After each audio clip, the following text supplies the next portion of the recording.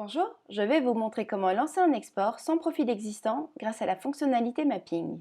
Pour cela, je me rends dans la rubrique Lancer un export dans le menu latéral et je commence à remplir le formulaire.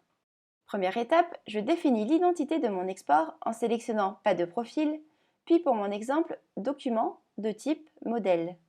Ensuite, je peux sélectionner les langues dans lesquelles je veux exporter des données. J'ai ici l'option de pouvoir sélectionner toutes les langues ou de les sélectionner une par une. Je peux choisir d'activer ou non l'affichage de colonnes d'héritage dans mon fichier d'export. Lorsque des héritages de langues sont définis sur votre PIM, les données incomplètes dans la langue exportée sont automatiquement remplacées par les données correspondantes de la langue de référence. Enfin, j'ai la possibilité d'enregistrer mon profil en enclenchant le curseur Enregistrer comme profil et en le nommant.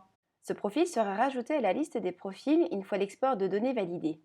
Deuxième étape, je choisis la destination de mon fichier d'export. J'ai le choix entre exporter mon fichier vers mon ordinateur en laissant le curseur sur Local ou d'exporter vers un serveur, par exemple FTP, en basculant le curseur sur Distinct. Pour cet exemple, je choisis d'exporter en local.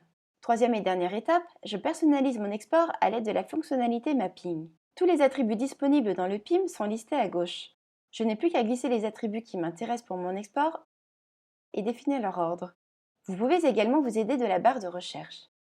Pour info, les attributs siglés du petit i, comme par exemple complétude, désignent des champs informatifs, c'est-à-dire qui ne peuvent être importés mais qui vous donnent des informations sur vos produits.